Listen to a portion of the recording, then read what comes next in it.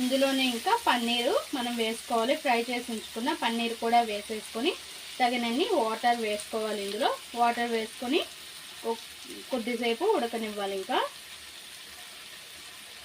So మొత్తం వేసేసేయాలి.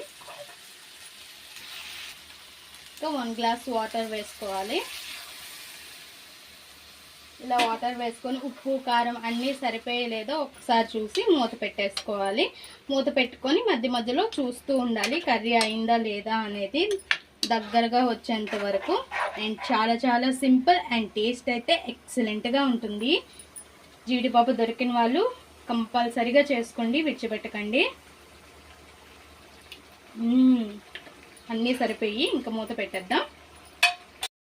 ఇంకా మూత తీసి చూద్దామా ఫ్రెండ్స్, మన పచ్చి జీడిపప్పు పన్నీర్ కర్రీ రెడీ అయిందో లేదా. సో మొత్తం కూడా ఇంకిపోయింది, వాటర్ అంతా కూడా రెడీ అయిపోయింది ఇంకా కర్రీ.